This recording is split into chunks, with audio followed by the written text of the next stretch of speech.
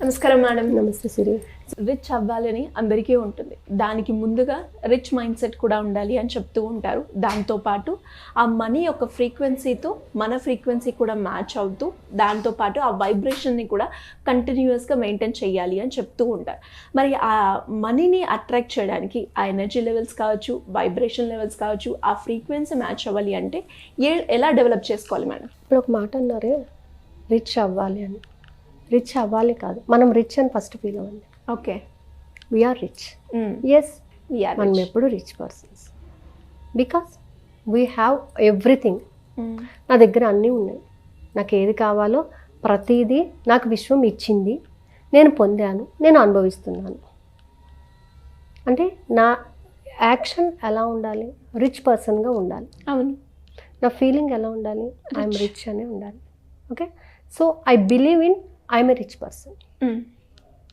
నా అటైన్మెంట్స్, యాటిట్యూడ్స్ అన్నీ కూడా రిచ్గానే ఉండాలి. నేను మాట్లాడే ప్రతి మాట రిచ్గానే ఉండాలి. సో ఇలా రిచ్గా ఉండాలంటే మనం ఏమనుకుంటాం అంటే డబ్బు ఉన్న వాళ్ళే రిచ్గా ఉంటారు. వాడు రిచ్ పర్సన్ రా, వాడు ఎప్పుడు బాగా మస్తు డబ్బుల్లో ఉంటాడు, నా దగ్గర ఏం లేదు. లేదు కాదు, ఉంది, బట్ నువ్వు గుర్తించట్లేదు. నువ్వెందుకు గుర్తించట్లేదు అని అంటే నీ చుట్టూ ఉన్నటువంటి ప్రాబ్లమ్స్ని నువ్వు ఇరుక్కున్నావు కాబట్టి గుర్తించట్లేదు. వాడు ప్రాబ్లమ్స్ని వదిలేశాడు కాబట్టి వాడు గుర్తిస్తున్నాడు.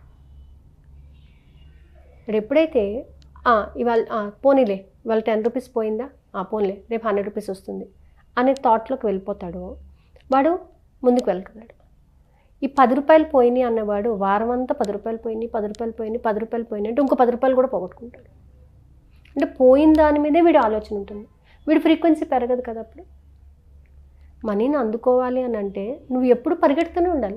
ఎప్పుడు కూడా దాని ఫ్రీక్వెన్సీని రీచ్ అవ్వడానికి నువ్వు ధైర్యంగా ఉండాలి, నెగిటివ్ థాట్ ఉండవద్దు, ఎనర్జీని కలిగి ఉండాలి. బికాస్ ఎందుకంటే మన చుట్టూ ఉన్న ప్రతిదీ కూడా ఎనర్జీకి సంబంధించిందే.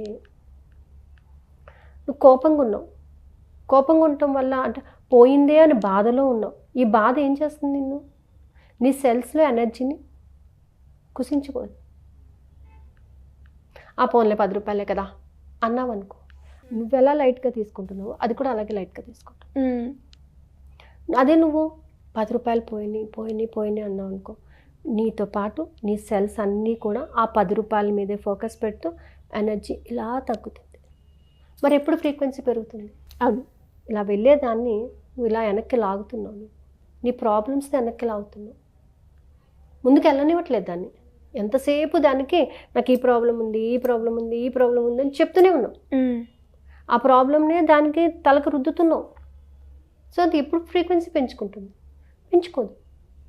సో ఆ ఫ్రీక్వెన్సీని పెంచుకోవాలంటే ఫస్ట్ లీవ్ ఎవ్రీథింగ్. ప్రజెంట్లో బతకడం నేర్చుకోవాలి.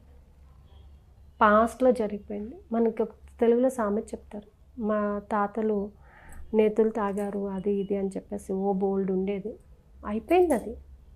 ఇప్పుడు నువ్వేం సంపాదిస్తున్నావు, నువ్వేం సంపాదించాలనుకుంటున్నావు, ఏం సంపాదిస్తే నువ్వు హ్యాపీగా ఉంటావు, ఫస్ట్ ఆ ఫీలింగ్ తెచ్చుకో. You are the king, you are the queen. నేను రాణిలా బతుకుతున్నాను. ఎస్, బతుకుతున్నాను, అంతే. బతుకుతున్నాను అనేటటువంటి థాట్ ప్రాసెస్ నీ ఫ్రీక్వెన్సీని పెంచుతుంది. ఇలా నెలంతా కష్టపడితేనండి ఒక 50,000 1,00,000 రూపాయలు వస్తుందండి అంటే you are not satisfied with what you are getting also. ఇంకా వచ్చేదాన్ని నువ్వేమో యాక్సెప్ట్ చేస్తావు? చేయలేం కదా. నువ్వు వచ్చేదాన్ని యాక్సెప్ట్ చేయాలి, నువ్వు తీసుకోవాలి అని అంటే ఇప్పుడు ఉన్నదాన్ని, ప్రజెంట్ దాన్ని నువ్వు హ్యాపీగా చూసుకోవాలి కదా. మరి మనం అది కూడా చేయట్లేదు కదా. ఇప్పటి వరకు నా దగ్గర ఉన్న డబ్బుకి కృతజ్ఞత చెప్పట్లేదు, ఇకపై వస్తున్న డబ్బుకి కృతజ్ఞత చెప్పట్లేదు. మరి డబ్బు ఎలా వస్తుంది? ఫ్రీక్వెన్సీ ఎలా పెరుగుతుంది? నువ్వు పిలవగానే ఎలా వస్తారు? నీ దగ్గర ఒక ఫ్రెండ్ ఉన్నాడు, ఫ్రెండ్ విలువ నీకు తెలియనప్పుడు ఇంకొకటి నీకు ఫ్రెండ్ ఎలా అవుతాడు? Because you have not given the importance to the friendship or whatever you are having with you. అప్పుడు వచ్చే వాళ్ళకి దాన్ని నువ్వు ఎలా యాక్సెప్ట్ చేయగలుగుతావు? ప్రజెంట్ సిచ్యువేషన్ని యాక్సెప్టెన్స్ చేసినప్పుడు ఇన్ ఫ్యూచర్ మనకు వచ్చేదాన్ని మనం యాక్సెప్ట్ చేయడానికి రెడీగా ఉంటాం. కాబట్టి ఏంటంటే ఫ్రీక్వెన్సీ పెంచుకోవాలంటే ఎంతసేపు కూడా పాజిటివిటీ ఉండాలి, పాజిటివ్ అటైన్మెంట్ ఉండాలి. Seeing in a positive look. డబ్బు వస్తుందండి, ఖచ్చితంగా వస్తుందని కట్టేస్తానండి. ఎంత 60 లక్షలే కదా, బ్యాంక్లోనే కదా, క్లియర్ అయిపోతుంది, అంతా ఒక 2 yearsలో క్లియర్ అయిపోతుంది, నో ప్రాబ్లం అన్నారనుకోండి, మనీ కూడా మీ దగ్గరికి రావడం ఇష్టపడుతుంది. అమ్మా నా జీవితంలో కట్టలేనండి ఇంకా అని. కట్టలేకపోతే నువ్వు చెప్పేస్తున్నావు కదా కట్టలేనని. సో కట్టలేను అని నువ్వు ఎప్పుడైతే అంటున్నావో నీ బాడీలో సెల్స్ అన్నీ కూడా నువ్వు కట్టలేవు అని ఫిక్స్ చేసుకుంటుంది. సో అటైన్మెంట్, పీక్ అటైన్మెంట్ ఉండాలి అని అంటే, పాజిటివిటీ ఉండాలంటే నువ్వు ఎంతసేపు కూడా పాజిటివ్గా మాట్లాడుతూ పాజిటివ్ వైబ్రేషన్స్ని రిలీజ్ చేస్తూ ఉంటేనే నీ ఫ్రీక్వెన్సీ పెరుగుతుంది. మన గడియారం ఉంటుందండి, దాన్ని ఒక పెండులం ఇలా అలాగే వదిలేమనుకోండి, మనం ఎంత స్పీడ్గా వదులుతామో అంత స్పీడ్గా ఫ్రీక్వెన్సీతో అది వచ్చేస్తుంది, తిరుగుతుంది కదా. దాని యొక్క ఈ లెంత్ కూడా దాని మీద ఆధారపడి ఉంటుంది. అవును కదా. అదే మనం అలా వదిలేమనుకోండి, అది అక్కడక్కడే తిరుగుతుంది. సో మనం ఎప్పుడు కూడా థింక్ బిగ్, పెద్దగా ఆలోచించండి. ఇవాళ ఇది వస్తే చాలండి, ఇవాళ ఇది వస్తే చాలు, రేపేం చేస్తావు, రేపు మళ్ళీ అడుగుతానండి, అది కాదు కదా.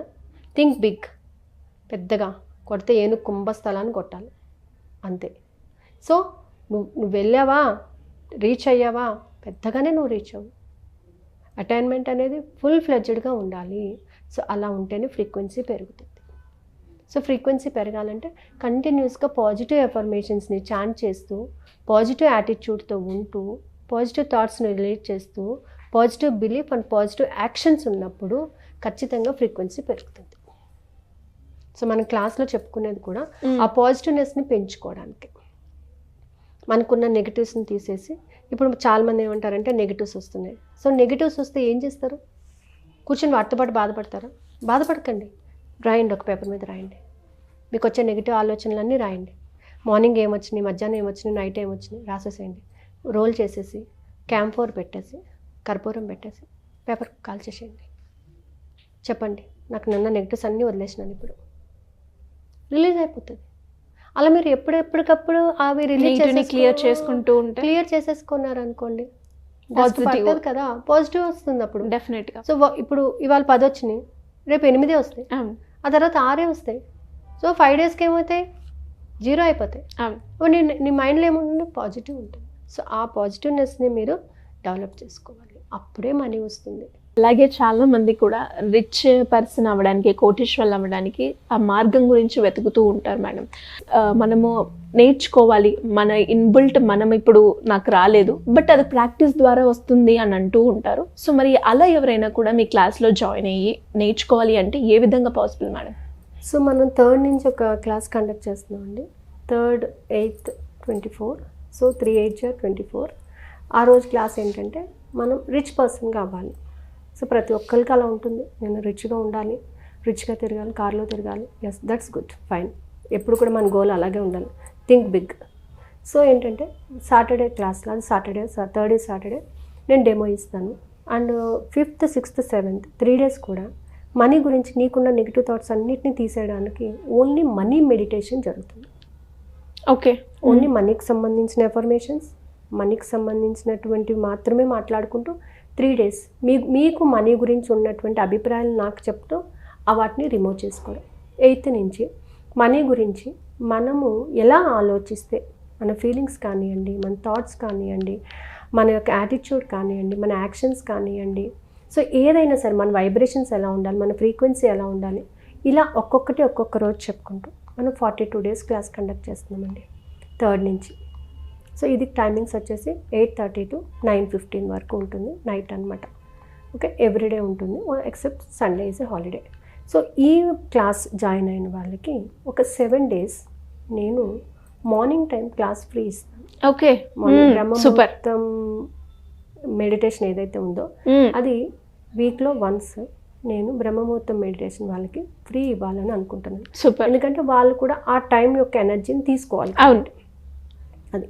So this time starting the classes by 3rd. Okay, interest ఉన్న వాళ్ళు ఎలా స్క్రోల్ అవుతుంది, కాల్ చేస్తే వాళ్ళు చెప్తారు information. Thank you madam, thank you so much.